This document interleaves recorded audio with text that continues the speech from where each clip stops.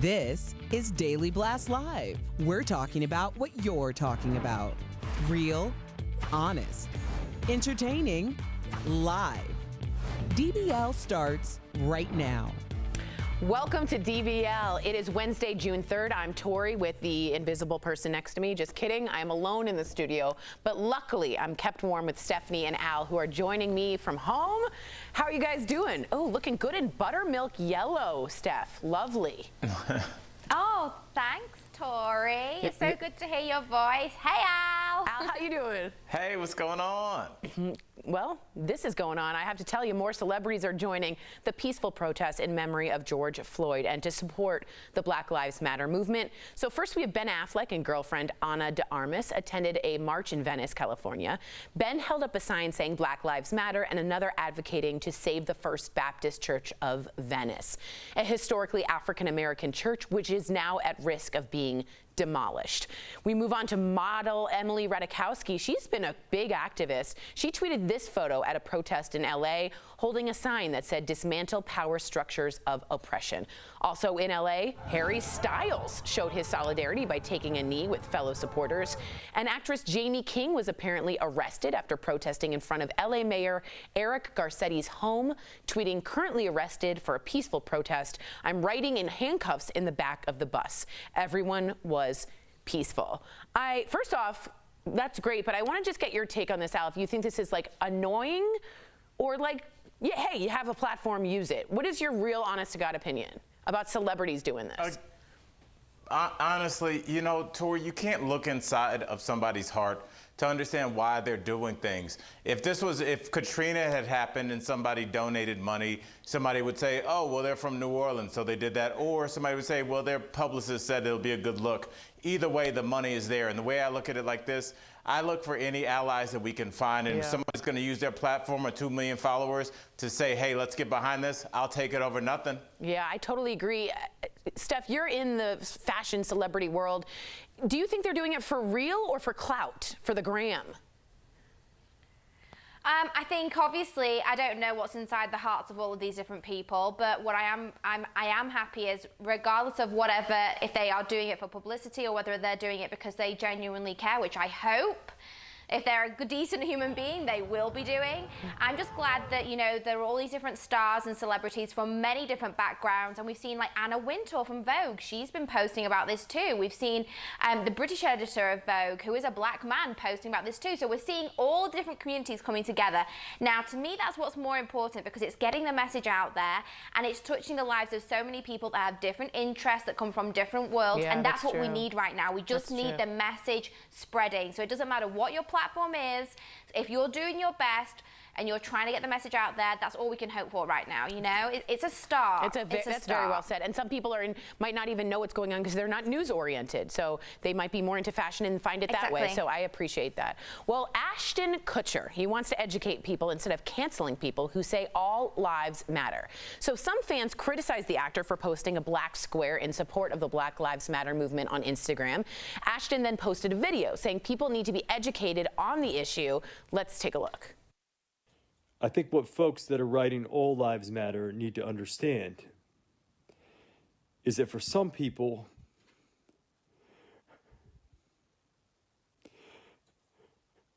Black lives don't matter at all. So for us, Black lives matter. That's interesting. I want to get your take, Al, on this. Also, all lives matter. If someone says that to you, I'm always like, yeah, but not all lives are treated equally. Black lives are in danger. That's why Black Lives Matter right now. How do you feel when someone says all lives matter?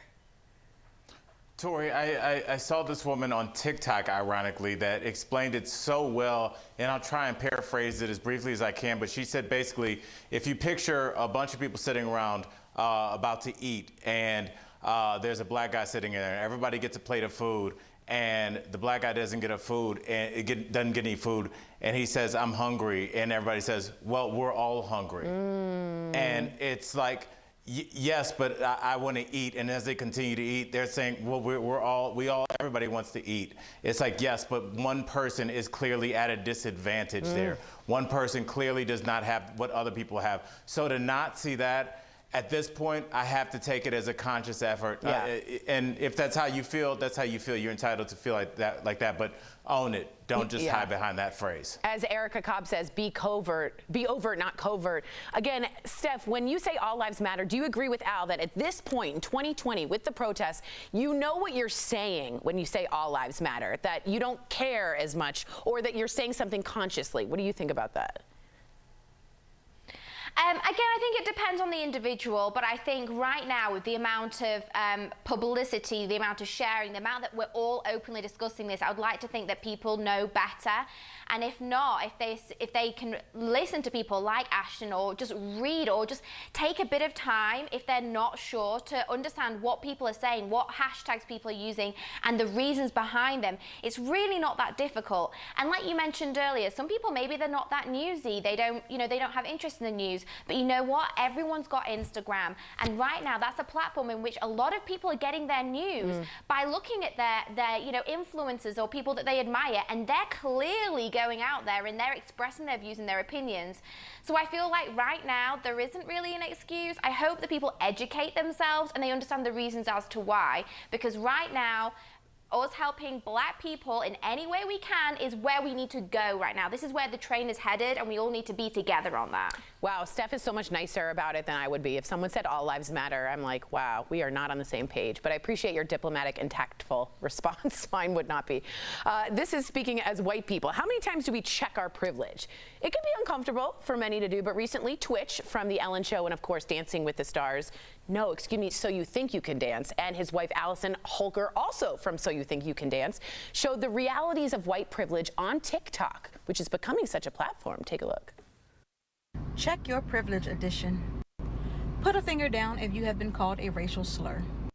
Put a finger down if you've been followed in a store unnecessarily. Put a finger down if someone has crossed the street to avoid passing you. Put a finger down if you've ever had to teach your child how not to get killed by the police. Any fingers left? That's privilege.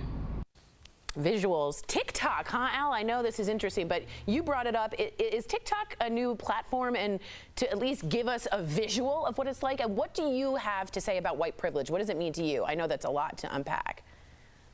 Well, just really quickly, TikTok is one of the fastest growing social media platforms because you have access to music on there. So a lot of people make funny dances and videos. So that's kind of the appeal with TikTok. And you can edit it pretty easily. As for white privilege, I do think it's an ongoing evolutionary thing for a lot of people, and I know it's hard for people to believe, because if you are a person of color, no different than if you're a man and a woman says that there's inequality in the workplace, and you're like, it seems cool, we got jeans on Friday and we do a Super Bowl party. It's like, no, you don't understand what I deal with day to day. It's like, it's very hard for people to empathize with people that are different than them, and people are slowly coming around to the idea that things aren't equal, and they never have been. You know what gave me hope, Al, is that for the very first time, we might have a graphic or not, but they showed how many states are participating in mass mobilization against police brutality. I saw that. And it was 50 states. And I was like, someone wrote, when's the last time all 50 states agreed on anything? Maybe we're onto something, huh? Not in my lifetime. Not in my lifetime either. Well, I want to get this story and get your opinion, Steph. A mother lashed out at Nickelodeon for playing a PSA highlighting police brutality. On Monday, and I got word of this, and it's serious. The network played 8 minutes and 46 seconds of breathing sounds to reflect the death of George Floyd at the hands of police. The mother tweeted the PSA saying, "Why is this bleep popping up on Nickelodeon while my kid is watching a show? My 8-year-old is scared." Social media responded with one person tweeting, "I understand children being scared and confused of Nickelodeon's blackout, but think about the conversations Black mothers have had to have for generations to their kids. We all had conversations about racism and police." Another person tweeted, "Tell your child this is what their fellow classmates and other Black people have felt like for hundreds of years. Use it as an opportunity for them to listen and to learn." So I listened to this, and it is, you hear sounds of breathing with just the text, "I can't breathe," for 8 minutes and 46 seconds. It is breathtaking, no pun intended. Is it inappropriate, Steph, in your opinion, to play this on Nickelodeon, or does it force an uncomfortable conversation? I think it's doing exactly that. It's forcing a conversation that I think she simply wasn't equipped for. She wasn't prepared to answer those questions to her child. And I think, that's not the case for half of America. I'm sure that Al has had to sit down and maybe talk to his children about what happens if they were to be stopped by the police. That's not a conversation that I believe you probably had with your family, Tori, when you were growing up, nor one that I ever had. So I think it's just simply her child was like, what does this mean and why? And maybe it was a bit frightening. But you know what? If I was a black child and my parents had to sit me down and warn me how to protect myself and my life and how to get back to my family, that's going to be scary for my entire life. I completely agree with you, Steph. Not just an 8-minute advert. I completely agree with you. It offends me. And you know what's interesting, Steph and Al, I want to get your point on this, is it wasn't graphic, it was just breathing and the text. So why would that frighten a child? Yeah, it's a little bit different. It should frighten the parents. Do you agree with that? I think she was frightened because she was uncomfortable. And I mean, as a parent, I think there is something universal with all of us, that we try and protect our kids from the horrors of the world as long as you possibly can. My kids are black, so they don't get protected as long, but you better be sure that I try to let them be kids as long as they possibly could before we start to let them know. No different than when you have a daughter and you need to start to let her know that, like, when she wears certain things, people will start to say certain things, and this is what they mean by that. It's a conversation that your little fragile daughter doesn't understand and you don't want to have, but you have to have it. So uncomfortable conversations are part of the deal when you sign up to be a parent. I hear that. Thank you, Al. I thought it was a remarkably smart, because it wasn't graphic in any way. It was just breathing, but it did force a conversation that, as you said, might be uncomfortable but necessary. Steffi and Al, please stick around. Coming up on DBL, Lisa Vanderpump is on the defense, explaining why she didn't fire employees for past racist tweets. We're sharing your comments. You're the host we don't pay in DBL Take. And Glee actress, I hope y'all have seen this, Lea Michele is embroiled in a controversy of her own. Wait till you hear what a former co-star alleges. It is not good. Don't go away. Closed captioning provided by